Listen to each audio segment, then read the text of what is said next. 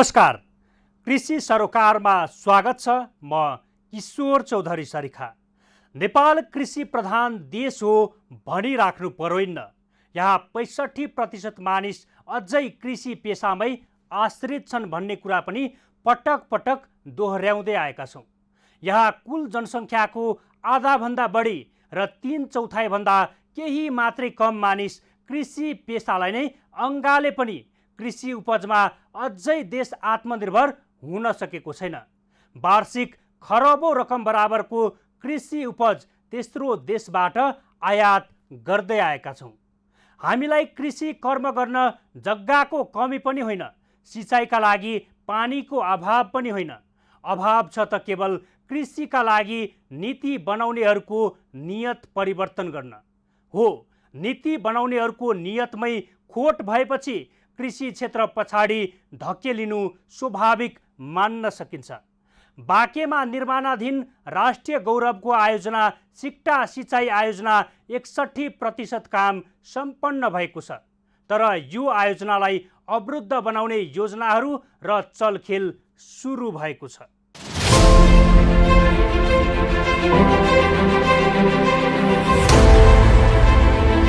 बाँकेको 42 हेक्टर जमिनलाई सिँचाइ गर्न सरकारको राष्ट्रिय गौरवको आयोजना सिक्टा सिँचाइ आयोजनाको 61% काम सम्पन्न।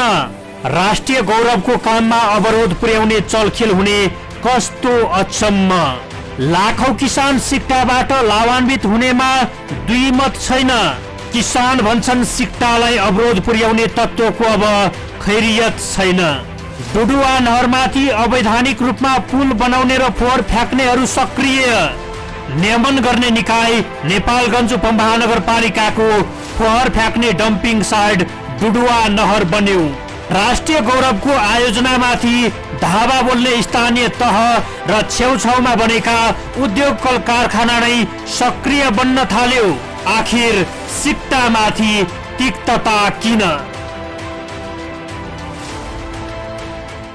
सिक्टा सिँचाइ आयोजना सरकारले आफ्नै स्रोतमा 2063 माघदेखि निर्माण सुरु गरेको नेपालकै सबैभन्दा ठुलो सिँचाइ आयोजना हो। निर्माणाधीन आयोजनाको 45.25 किलोमिटर लामो पश्चिमी र 53 किलोमिटर पूर्वी नहरबाट बाँकेका 42,000 हेक्टर क्षेत्रफलमा सिँचाइ गर्ने उद्देश्य छ। आयोजनाको मूल नहर निर्माणको काम अझै सकिएको छैन भने शाखा र उपशाखा नहर निर्माणको काम सुस्त छ। बन्दाबन्दी अघिसम्म लक्ष्यको 100% काम हुँदै आए पनि लकडाउनको अवधिमा भने लक्ष्य अनुसारको काम हुन सकेको छैन।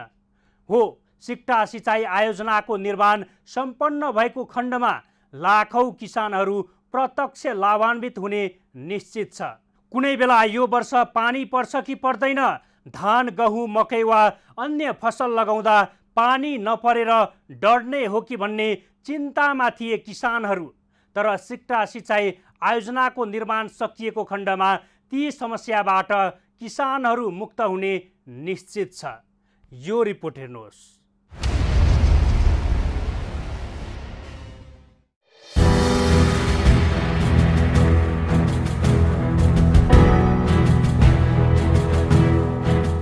बाँकेका हजारौं हेक्टर जमिन सिँचाइको अभावमा वर्षौंदेखि बाँझो रहँदै आएको छ।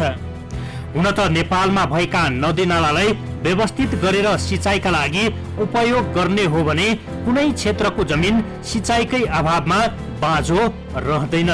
बाँकेको किसानको सिँचाइ सुविधा पुर्याउनका लागि आजभन्दा 45 वर्ष अगाडि सिक्टा सिँचाइ निर्माणको चर्चा चलेको थियो। यद्यपि चर्चाले मूर्त रूप भने लिन सकेको थिएन। सिक्टा सिँचाइ आयोजनाको पूर्व सम्भाव्यता अध्ययन 45 वर्ष अगाडि अर्थात् विक्रम सम्वत 2032 मा भएको थियो। बाँकेको अगैया स्थित राप्ती नदीमा बाँध निर्माण गरी राप्ती पूर्व र पश्चिममा 42,766 हेक्टर जमिनमा सिँचाइ सुविधा पुर्याउने यसको लक्ष्य थियो। पहिलो पटक 2032 सालमा जर्मन परामर्शदाता लाहमियर इन्टरनेसनल GmbH ले अध्ययन सुरु गरेको थियो। यसमा संयुक्त राष्ट्र विकास कार्यक्रम र एसियाली विकास बैंक एडीबी को सहयोग थियो। कम्पनीले 2036 सालमा अध्ययन प्रतिवेदन पेश गर्यो। अध्ययनबाट आयोजना सम्भाव्यता देखिएकाले सोही वर्ष निर्माण अघि बढाउने निर्णय भएको थियो। सरकारले एडीबीसँग आर्थिक सहायता माग गर्यो, तर एडीबीबाट सकारात्मक प्रतिक्रिया नआएपछि आयोजनाको काम अघि बढ्न सकेन। आयोजनाका लागि एडीबी सहयोग गर्न तयार देखिए पनि भारतको दबावका कारण पछि हटेको थियो। नेपालले राप्तीमा बाँध बाँधेर पानी प्रयोग गरेपछि तल्लो तटमा अभाव हुने भारतको तर्क थियो। एडीबी को सहयोग नआए पनि तत्कालीन सरकारले 3 किलोमिटर मूल नहर खनेको थियो।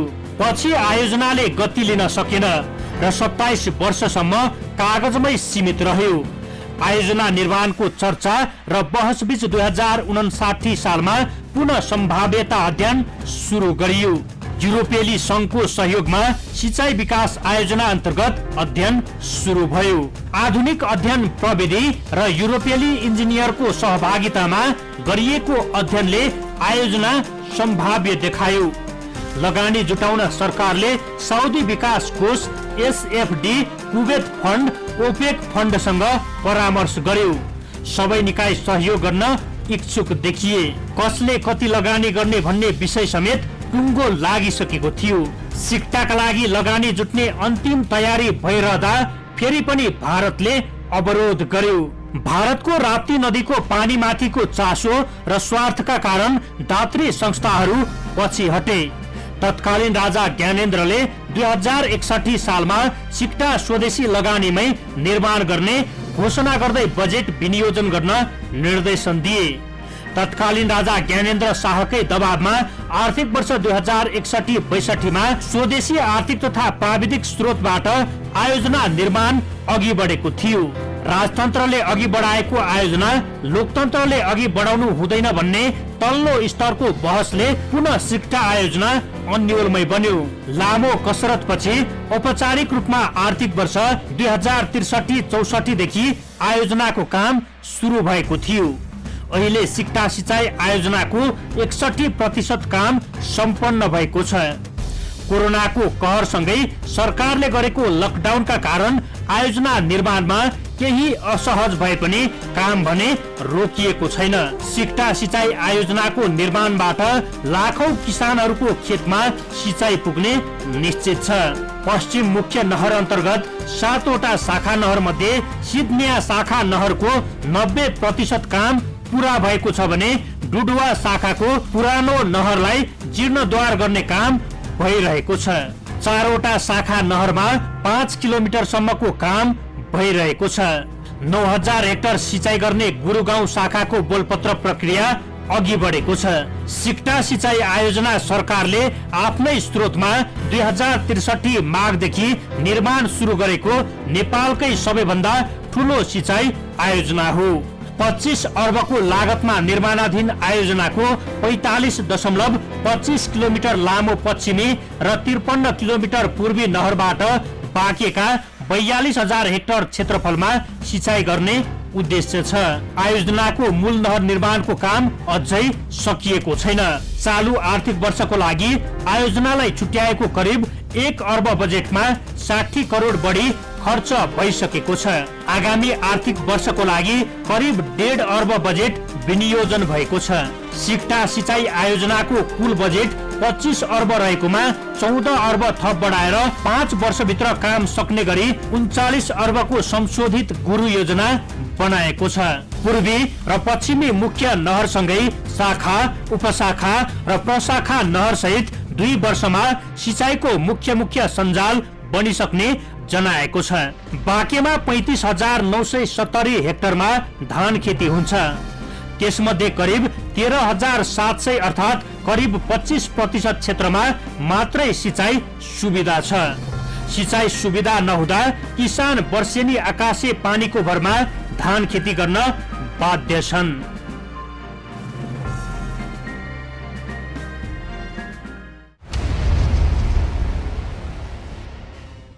सरकारको राष्ट्रिय गौरवको आयोजना मध्येको एक हो सिक्टा सिंचाई आयोजना। तर त्यही सिक्टा सिँचाइ आयोजना निर्माणमा पटक पटक अवरोध खडा गरिँदैछ। त्यहाँका स्थानीयवासी होस् वा उद्योगी व्यवसायी सिक्टा सिँचाइ आयोजना निर्माणमा बाधा पुर्याउँदै आएको छ। कतिसम्म गर्छ भने फलामका पाइपहरू चोर्ने, नहरमा माछा मार्ने नाममा पानी अन्यन्त्र खोलिदिने लगायतको गतिविधि गर्दै आएको छ। अझ उद्योगहरूको फोहोर जथाभावी फ्याँकेर जथाभावी ढल निकासा गरेर सिक्टा सिँचाइ आयोजना निर्माणमा बाधा पुर्याइरहेको छ। नुहाउन र माछा मार्न जथाभावी पानी खोलिदिनाले निर्माण भएका भौतिक संरचनाहरू भत्किने र निर्माण कार्यमा अवरोध भइरहेको छ।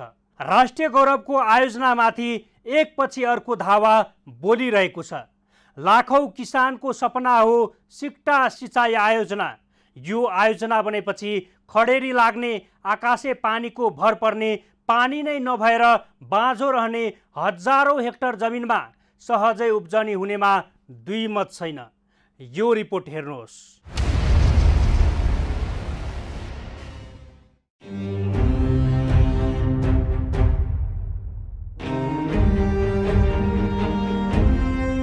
सिक्टा सिँचाइ आयोजना 100 वा 200 हेक्टर जमिनमा मात्रै सिँचाइ गर्ने छैन। यस आयोजनाबाट 42,000 हेक्टर भन्दा बढी क्षेत्रफल जमिनमा सहजै सिँचाइ गर्न सक्नेछ।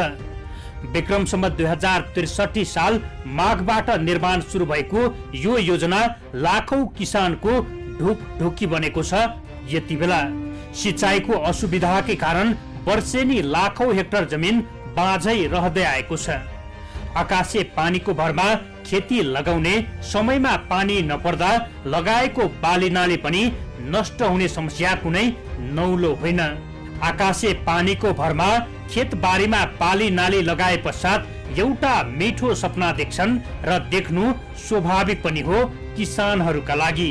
तर विपनामै जब समयमै पानी पर्दैन, खेतबारीमा लगाएको बाली नाली पानी नपाएर तडपिरहेको हुन्छ, लाखौं कोसिसका बावजुद पनि खेतबारीलाई सिंचित गर्न सक्दैन, आकुल व्याकुल भएका बाली नालीलाई पानी दिन सक्दैनन् र ती लगाएको बाली नाली आँखै अगाडि डढेर नष्ट हुन्छ। किसानका लागि त्यो भन्दा पीडा अरू के नै हुन सक्छ। यही पीडा लाखौं किसानहरूसँग छ।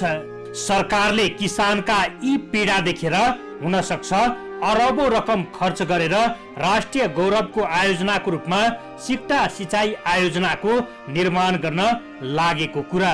तर यो आयोजनालाई असफल बनाउनका लागि गिरोहहरू लागि परेका छन्।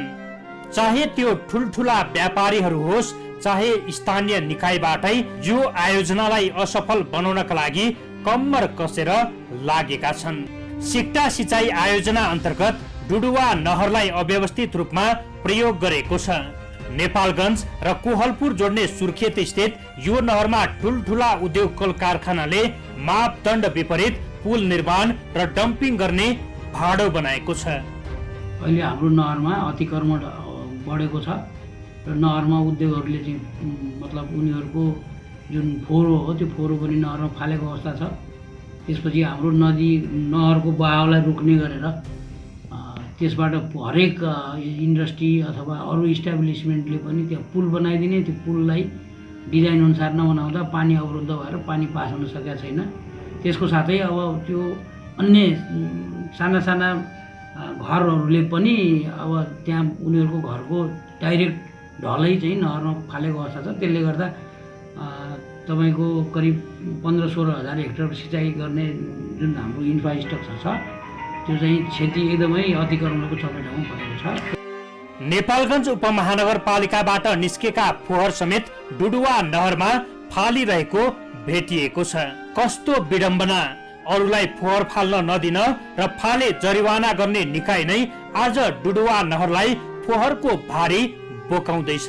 नेपालगञ्ज उपमहानगरपालिकाबाट निस्कने फोहोर मैला निर्वाध रूपमा फालिरहेको छ।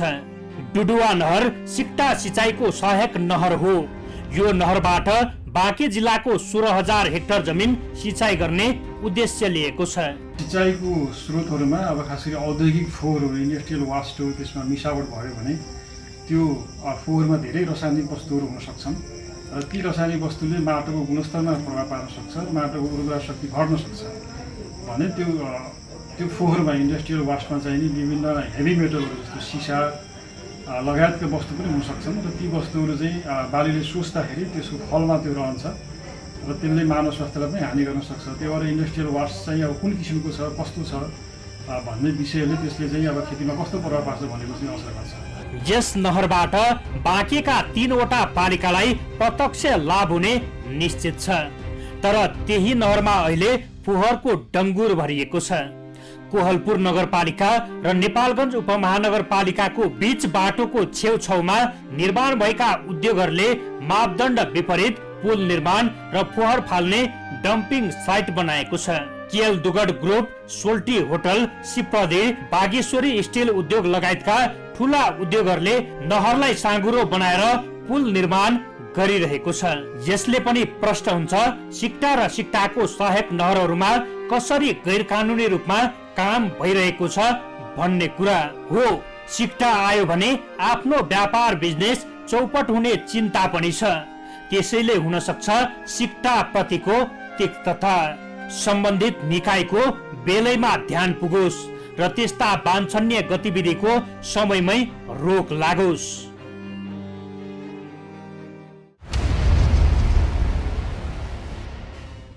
लाखौं किसानसँग जोडिनेछ सिक्टा सिँचाइ आयोजना।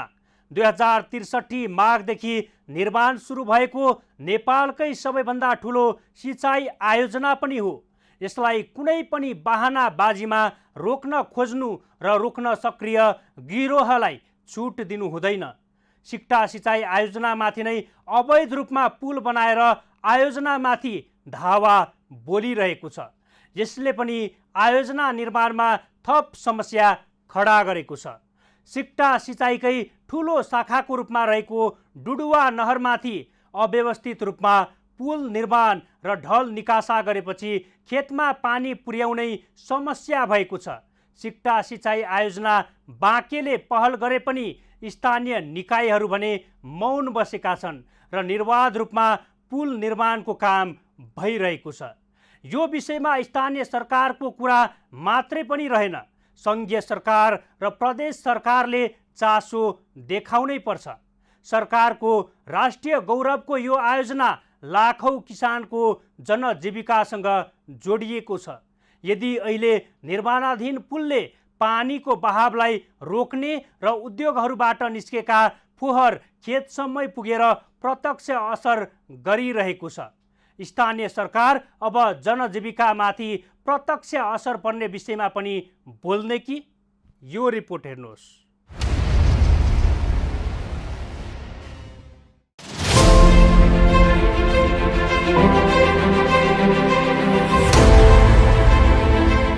सरकारको राष्ट्रिय गौरवको आयोजना मध्येको एक हो सिक्टा सिँचाइ आयोजना। किसानको आशाको केन्द्र पनि हो सिक्टा सिँचाइ आयोजना। बाँकेको 42,000 हेक्टर भन्दा बढी जमिनमा सहजै सिँचाइको पहुँच पुर्याउने उद्देश्यले सिक्टा सिँचाइ आयोजनाको निर्माण सुरु गरेको कुरामा दुई मत छैन। नेपाललाई कृषि प्रधान देश भन्ने तर यहाँका अधिकांश किसानहरू आकाशे पानीको भर पर्नुपर्ने बाध्यता छ। आकाशे पानीले साथ दिएको खण्डमा बाली नाली लगाउन मिल्ने र बाली नाली पनि सुध्रिने, तर आकाशे पानी नपरेको खण्डमा बाली नाली नसप्रिने र डढेर नष्ट हुने स्थिति अझै रहेको छ।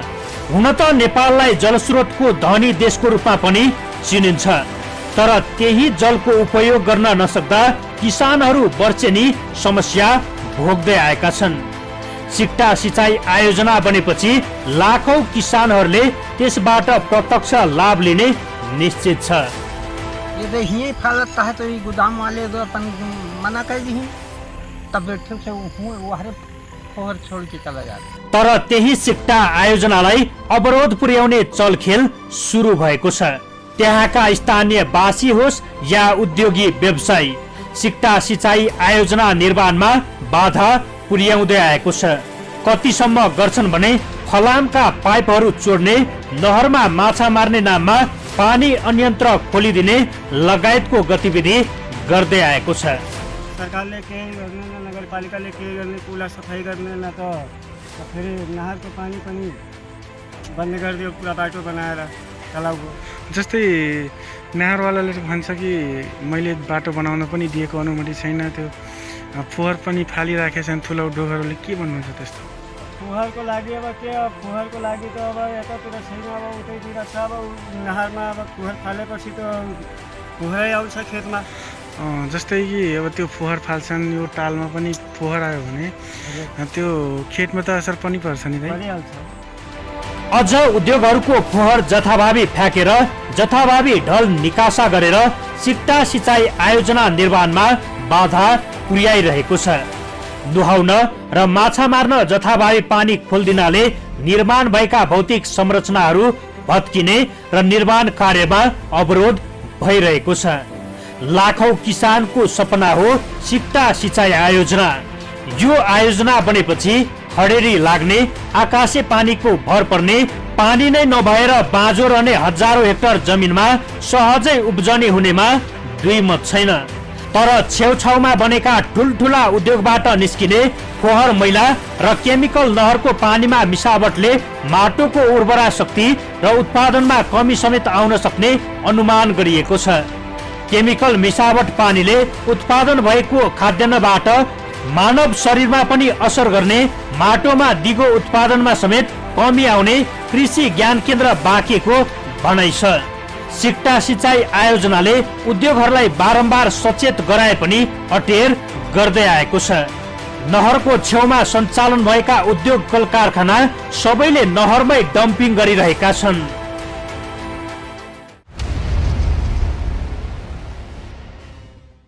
सिक्टा सिँचाइ आयोजना निर्माण भएको खण्डमा त्यस क्षेत्रमा वर्षौंदेखि खडेरी लाग्ने जमिनमा सहजै रूपमा अन्न फलाउन सकिन्छ। सिँचाइको सहजता भएसँगै बाली नाली पनि सप्रिनेमा दुई मत छैन। तर सिक्टा आयोजनामा अहिले जसरी बाधा व्यवधान खडा गरिँदैछ, यसले सिङ्गो कृषि जगतलाई नै धराशायीतर्फ धकिल्न खोजेकोमा दुई मत छैन। सिक्टामाथि देखिएको तिक्तता हटाउनै पर्छ र निर्माण गर्ने सहज वातावरण पनि बनाइदिनै पर्छ। हाम्रो खबरदारी जारी छ। कोभिड-19बाट आफू पनि बचाऊ, अरूलाई पनि बचाऊ। यदि तपाईसँग कुनै सल्लाह र सुझाव छन् भने हाम्रो टेलिफोन नम्बर 01 55 30 200 मा सिधा सम्पर्क गरेर टिपाउन सक्नुहुनेछ। हवस् त, कृषि सरोकार आजलाई यति। अर्को श्रृङ्खलामा नयाँ विषयवस्तुका साथ उपस्थित हुने नै छौँ। त्यतिन्जेलसम्मका लागि बिदा दिनुहोस्।